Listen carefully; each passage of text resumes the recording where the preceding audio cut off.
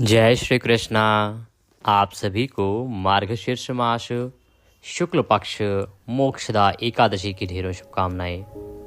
आज मोक्षदा एकादशी का दिन है और आपको अवश्य ही सुननी चाहिए मोक्षदा एकादशी व्रत कथा, या कहें कि मोक्षदा एकादशी महात्म्य। आज इस वीडियो के माध्यम से आप एकादशी की व्रत कथा का श्रवण करेंगे। यही एकमात्र कथा है जो एकादशी व्रत पर आपको अवश्य सुननी चाहिए, जो इस एकादशी व्रत के लिए पुराणों में वर्णित है। इसका वर्णन पद्म पुराण में आता है, जहां स्वयं भगवान कृष्ण के द्वारा इसे सुनाया गया है। तो आइए आज की कथा आरंभ करते हैं। आज एकादशी का दिन है। आज सूर्य के मुख से एकादशी है 1 दिसंबर को, और सूर्य उदय हो रहा है 7 बजे। ये दिल्ली और उत्तर भारत के अनुसार मैंने समय बताया। बाकी कुछ प्रदेशों में समय थोड़ा थोड़ा परिवर्तित होता है, 5-10 मिनट का फर्क सभी जगह होता है। तो 7 बजे सूर्य उदय हो रहा है और सूर्य के मुख से आज एकादशी है, इसीलिए आज आपको एकादशी का व्रत करना चाहिए और पूजन करना चाहिए। कथा आरंभ करने से पहले आपको संकल्प अवश्य कर लेना चाहिए। मैं संकल्प यहाँ से पढ़ता हूँ। यदि आपने संकल्प नहीं किया है तो वह संकल्प कीजिए और उसके बाद कथा सुनना आरंभ कीजिए। अपने सीधे हाथ में जल लीजिए, पुष्प लीजिए। 1 रुपये का सिक्का दक्षिणा के रूप में कम से कम रखिए, अधिक जो भी रखना चाहें वह रख सकते हैं। 3 बार बोलिए ओम श्री विष्णु, ओम श्री विष्णु, ओम श्री विष्णु। अपना नाम, अपना गोत्र, जिस स्थान पर बैठकर संकल्प कर रहे हैं वहाँ का मकान नंबर, क्षेत्र का नाम, शहर का नाम। मार्गशीर्ष मासे शुक्ल पक्षे मोक्षदा एकादश्यायां पुण्यतिथियो आयु आरोग्यता प्राप्त्यार्थाय सुख संपत्ति प्राप्त्यार्थाय भगवान विष्णु प्रसन्नार्थाय एकादशी व्रत पूजन कथा श्रवण संकल्पम संकरिष्ये। बोले सौ श्री विष्णु शरणौ शरणं प्रपद्ये। यह संकल्प भगवान के चरणों में अर्पित कीजिए। भगवान के चरणों का ध्यान करते हुए कथा श्रवण करना आरंभ कीजिए।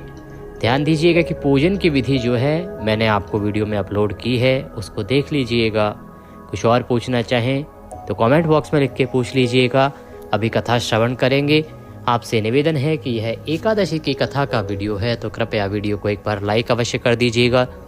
जितना हो सके शेयर कीजिएगा, क्योंकि भगवान नारायण कहते हैं कि उनकी कथाओं को जितना आप प्रचारित प्रसारित करेंगे, लोगों तक पहुँचाएंगे, उतना कल्याण होगा। आप देख रहे हैं देवभूमि ज्योतिष संस्थान का प्रतिष्ठित यूट्यूब चैनल देवभूमि धार्मिक। हम यहाँ सभी व्रत और त्योहारों की सही जानकारी प्रदान करते हैं। ज्योतिष शास्त्र पंचांग के आधार पर बताते हैं तिथि कब है, कैसे व्रत करना है, कब करना है, और पुराणों में वर्णित कथाएं महात्म्य सुनाते हैं। आइए भगवान के चरणों में मन को लगाते हुए कथा सुनना आरंभ करते हैं। बोले विष्णु भगवान की जय। अथ श्री मार्गशीर्ष शुक्ल पक्ष मोक्षदा एकादशी व्रत कथा। मोक्षदा एकादशी महात्म्य।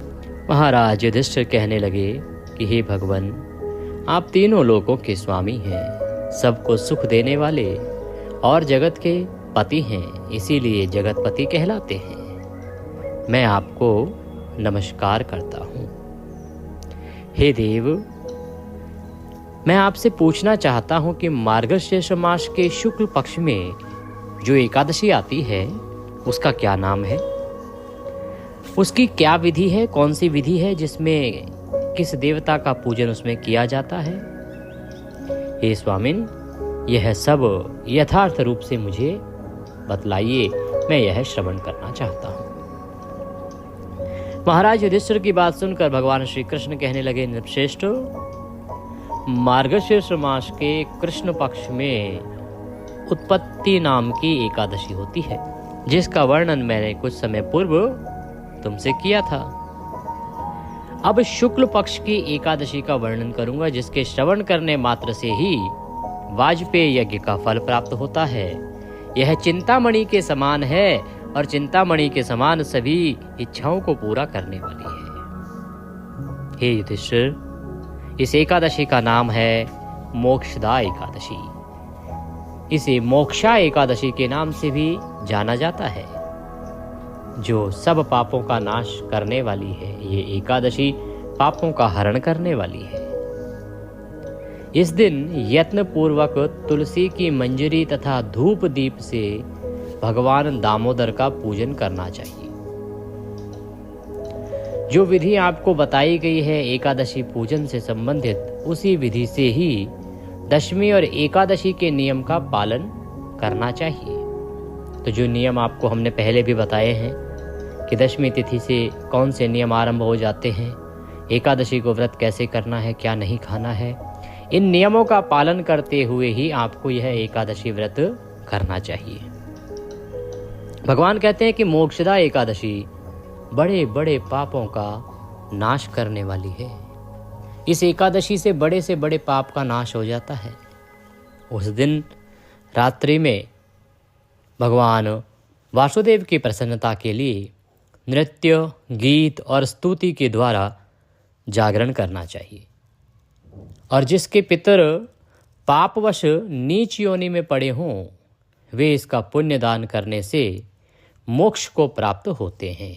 अर्थात मान लीजिए कि किसी के पितरों की गति नहीं हुई है, तो उसे ये व्रत करना चाहिए और इस व्रत को पूर्ण करने के बाद इसका पुण्य फल जो है ना, वो अपने उस पितर को देना चाहिए कि हे भगवान, मैं ये एकादशी अपने अमुक पितर की तृप्ति के लिए और मुक्ति के लिए कर रही हूँ या कर रहा हूँ, इसका संपूर्ण पुण्य उसे प्राप्त हो। जब आप इस एकादशी को करके उसका पुण्य अपने पितरों को देंगे या किसी भी एक पितर को देंगे, तो उससे आपके पितर जो हैं तृप्त होंगे।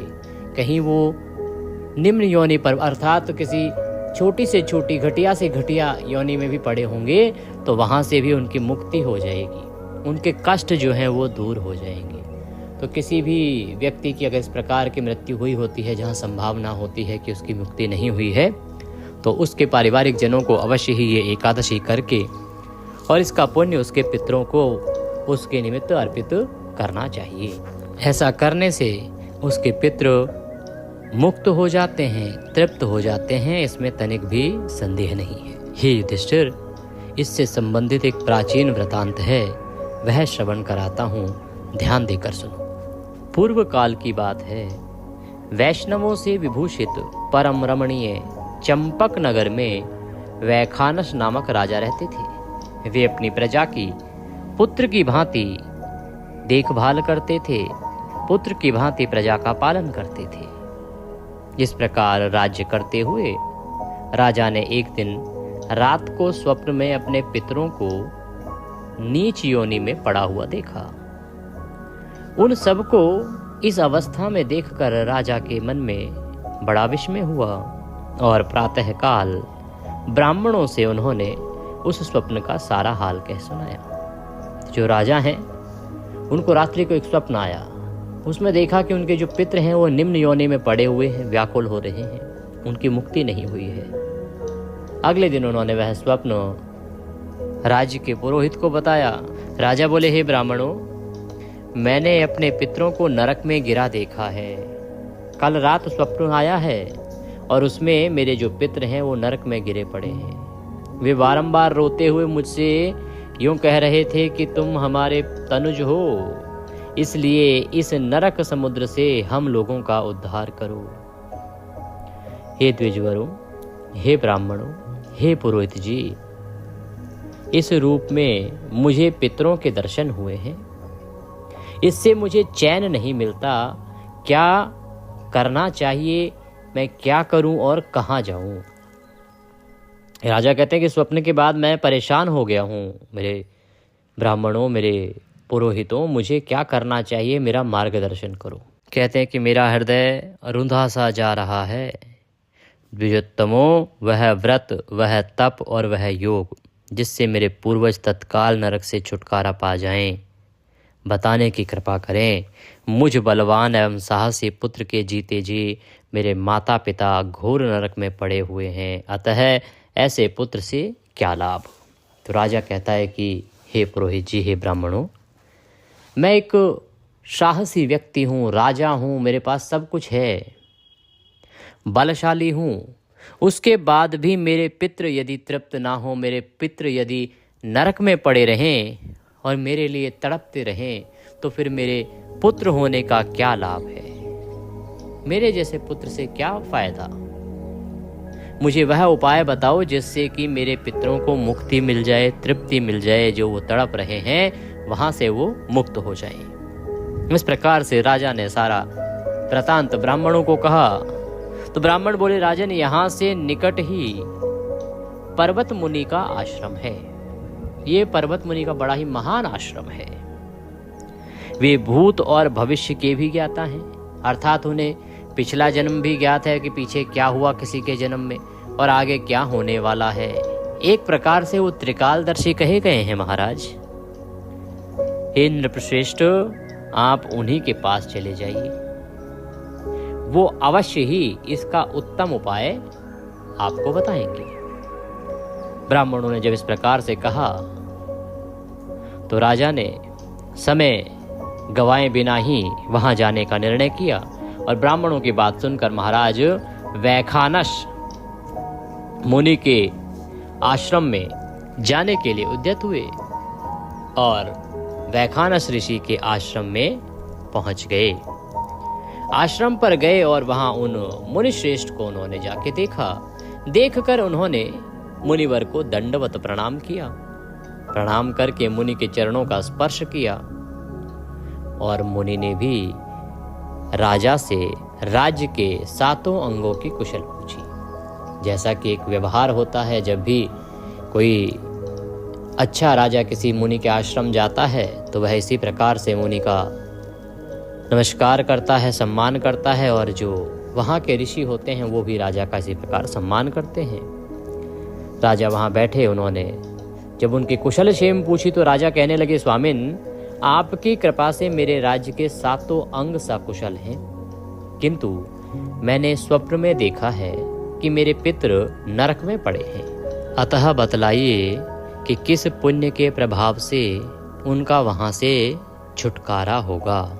कि हे भगवान, मुझे ये बताओ कि कैसे वो जो पितृ पड़े हैं नरक में, उनको वहां से मुक्ति मिलेगी। क्योंकि आपके आशीर्वाद से मेरे राज्य परिवार में तो सब सही चल रहा है, कुशल चल रहा है, पर मेरे जो पितृ हैं वो मुझे इस प्रकार से नरक में पड़े हुए दिखाई दिए हैं। राजा की यह बात सुनकर मुनिश्रेष्ठ पर्वत एक मुहूर्त तक ध्यान स्थल में रहे। तो कुछ समय के लिए उन्होंने अपने नेत्र बंद किए, ध्यान लगाया सारा वृतांत जानने के लिए। इसके बाद वे राजा से बोले, महाराज, मैंने सब कुछ जान लिया है। मार्गशीर्ष मास के शुक्ल पक्ष में जो मोक्षा एकादशी आती है, आप सब लोग उसका व्रत करो और उसका पुण्य पितरों को अर्पित करो। उस पुण्य के प्रभाव से उनका नरक से उद्धार हो जाएगा। तो ऋषि ने यही मोक्षदा एकादशी करने का उपाय बताया कि मार्गशीर्ष आ रहा है, उसमें शुक्ल पक्ष की एकादशी है, मोक्षा एकादशी कहते हैं, उसका व्रत करो और उसका संपूर्ण पुण्य अपने पितरों को अर्पित करो। इससे वो जो पितर हैं आपके, जो नरक में पड़े हैं, वो तृप्त हो जाएंगे और मुक्त हो जाएंगे।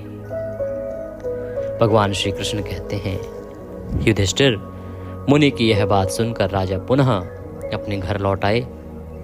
जब उत्तम मार्गशीर्ष मास आया तो राजा ने जैसा मुनिवर वैखानस ने कहा था उसी के अनुसार मोक्षा एकादशी का व्रत किया और राजा ने व्रत करके उसका पुण्य अपने समस्त पितरों को तथा अपने पिता को अर्पित किया।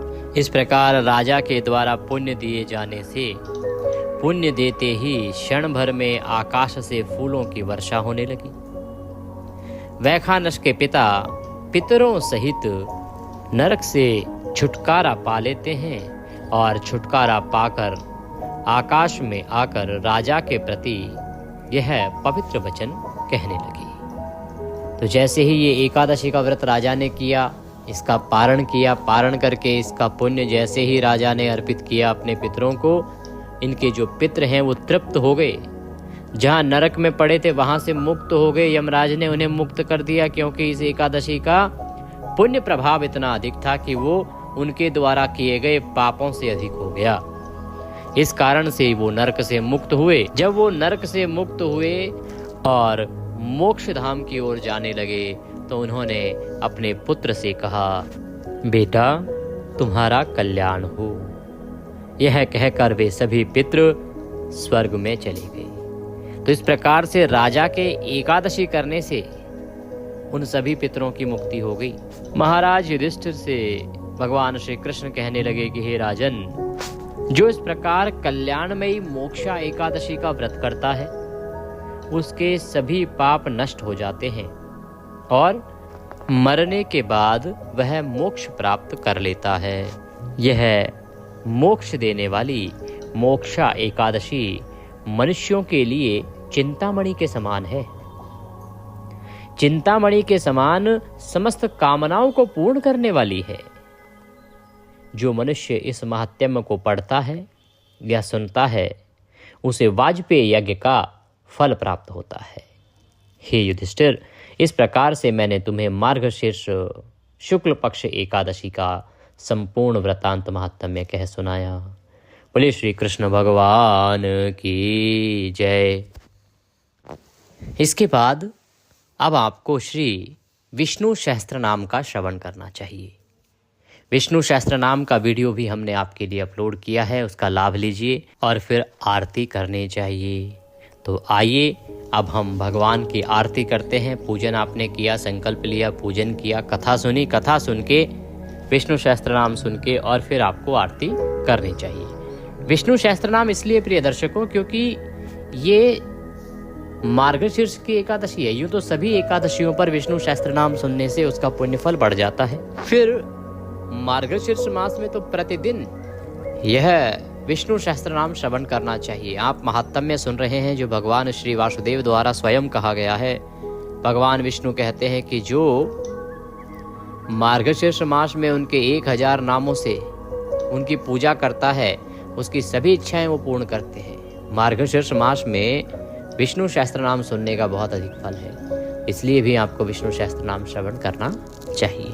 आइए अब हम आरती करते हैं। आरती के बाद कथा के निमित्त यदि आप कोई भी दक्षिणा आदि भेजना चाहते हैं तो स्क्रीन पर 900 से नंबर आ रहा है, उस पर भेज सकते हैं और साथ में QR कोड भी दिया गया है, उसको स्कैन करके भी सीधा हमारे बैंक खाते में भेज सकते हैं। पिछले दिनों एक ब्राह्मण कन्या का विवाह था। आप में से बहुत से दर्शकों ने उस कन्या के निमित्त कन्यादान की राशि भेजी थी, सहयोग की राशि भेजी थी, वह उन्हें प्रदान की गई। आप में से जिन लोगों ने मना किया था कि आप नाम नहीं बताना चाहते, उनके अतिरिक्त बाकी जो भी लोग हैं उनके नाम की सूची आज जो मार्गशीर्ष मास महात्म्य में हमारा सुबह आया है उसमें आई है, तो आप अपना नाम देख सकते हैं। अगर किसी का नाम नहीं आया है और वो चाहते हैं कि उनका नाम भी लिखा जाए तो आप हमें कमेंट बॉक्स में कमेंट करके भी बता सकते हैं, जैसे कि हम आपका नाम भी वहाँ पर रखें। क्योंकि बहुत से ऐसे भी दर्शक हैं हमारे जिन्होंने कहा कि नहीं पंडित जी, हमें इसे गुप्त दान के रूप में रखना है, तह आप कृपया हमारा नाम आदि प्रकाशित न कीजिएगा। इसीलिए काफ़ी ऐसे लोग भी हैं जिनके नाम उस सूची में नहीं होंगे। आज के दिन कपूर से आरती करनी चाहिए, तो आप कपूर का दीपक बनाइए। आइए आरती आरंभ करते हैं। ओम कर्पूरगौरम करुणावतारम संसार सारम भुजगेन्द्रहारम सदा वसंतम हृदयारवृंदे भवम भवामी सहितं नमामि। ओम जय जगदीश हरे, स्वामी जय जगदीश हरे, भक्त जनों के संकट क्षण में दूर करे। ओम जय जगदीश हरे, जो ध्यावे फल पावे, दुख बिन से मन का, सुख संपत्ति घर आवे, कष्ट मिटे तन का। ओम जय जगदीश हरे, मात पिता तुम मेरे, शरण कहूँ मैं किसकी, स्वामी शरण कहूँ मैं किसकी, तुम बिन और न दूजा, प्रभु बिन और न कोई, आश करूँ मैं जिसकी। ओम जय जगदीश हरे, तुम पूर्ण परमात्मा, तुम अंतर्यामी, स्वामी तुम अंतर्यामी, पार ब्रह्म परमेश्वर तुम सबके स्वामी। ओम जय जगदीश हरे, तुम करुणा के सागर, तुम पालन करता, स्वामी तुम पालन करता, मैं मूरख खल कामी, कृपा करो भरता। ओम जय जगदीश हरे। तुम हो एक अगोचर, सबके प्राणपति, स्वामी सबके प्राणपति। किस विध मिलूं दया में, कैसे आऊं शरण में, तुमको मैं कुमति। ओम जय जगदीश हरे।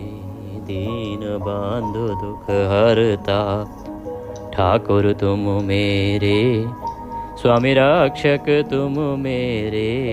अपने हाथ उठाओ, अपने शरण लगाओ, द्वार पड़ा मैं तेरे। ओम जय जगदीश हरे। विषय विकार मिटाओ, पाप हरो देवा, स्वामी कष्ट हरो देवा। श्रद्धा भक्ति बढ़ाओ, हृदय प्रेम बढ़ाओ, संतन की सेवा। ओम जय जगदीश हरे। तन मन धन सुख संपत्ति, सब कुछ है तेरा, स्वामी सब कुछ है तेरा। तेरा तुझको अर्पण, प्रभु जी का प्रभु जी को अर्पण, क्या लागे मेरा। ओम जय जगदीश हरे। पूर्ण ब्रह्म जी की आरती, जो कोई जन गावे, स्वामी प्रेम सहित गावे। कहत शिवानंद स्वामी, रटत हरिहर स्वामी, मन वांछित फल पावे। ओम जय जगदीश हरे। जय जगदीश हरे। स्वामी जय जय दीनानाथ हरे। प्रभु जय जय भोलेनाथ हरे। भक्त जनों के संकट, दीन जनों के अवगुण, बंसुरी वाला दूर करे। ओम जय जगदीश हरे। त्वमेव माताश्च पिता त्वमेव, त्वमेव बन्धुश्च सखा त्वमेव, त्वमेव विद्या द्रविणं त्वमेव, त्वमेव सर्वं मम देव देवः। मन्त्रहीनं क्रियाहीनं भक्तिहीनं सुरेश्वरः। यदि पूजितं मया देवो परिपूर्णं तदस्तु मे। यदक्षरपदभ्रष्टं मात्राहीनं च यद्भवे तत्सर्वक्षम्यतां देवो प्रसीदाय परमेश्वरः। बोले विष्णु भगवान की जय। बोले एकादशी माता की जय। भगवान को आरती दीजिए शीतलीकरण करके, फिर स्वयं आरती लीजिए। पारिवारिक जन हैं उनको आरती दीजिए। हाथ जोड़ के नमस्कार कीजिए भगवान को, दंडवत प्रणाम कीजिए जो पुरुष जन हैं। और इसके बाद नियमों के अनुसार दिन को व्यतीत कीजिएगा।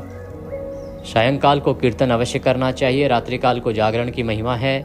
इसमें क्या स्तोत्र सुनने चाहिए, कुछ आपकी सहायता के लिए मैं एकादशी पर वीडियो में अपलोड कर रहा हूँ। उसमें 3 से 4 स्तोत्र होंगे, पाठ होंगे, उनका श्रवण आपको करना चाहिए। वो कीर्तन का फल प्राप्त करने में सहायक होंगे और रात्रि जागरण में फल प्राप्त करने में सहायक होंगे। तो वह वीडियो अवश्य ही देख लीजिएगा। कुछ और पूछना चाहें, कहना चाहें, कमेंट बॉक्स में लिख के पूछ सकते हैं, या स्क्रीन पर जो नंबर आ रहा है उस पर व्हाट्सएप के माध्यम से भी हमसे जुड़ सकते हैं। अगर आप चाहते हैं कि आपको हमारे जो चैनल का व्हाट्सएप ग्रुप है उसमें ऐड किया जाए, जिससे कि आपको सभी जानकारी अपने मोबाइल पर ही मिलती रहे, तो हमारा जो नंबर स्क्रीन पर आ रहा है उस पर अवश्य ही मैसेज के माध्यम से हमसे जुड़ जाइएगा, सूचित कीजिएगा, हम आपको अपने ग्रुप में ऐड करेंगे। एकादशी का पारण बड़ा महत्वपूर्ण होगा, इसीलिए हमारा पारण विशेष वीडियो अवश्य देखिएगा। एकादशी के दिन अर्थात आज 1 नवंबर को ही दोपहर को वह वीडियो भी आपके सामने अपलोड हो जाएगा, तो उसे देखना ना भूलिएगा। भगवान सब पर कृपा करें। हरे कृष्ण।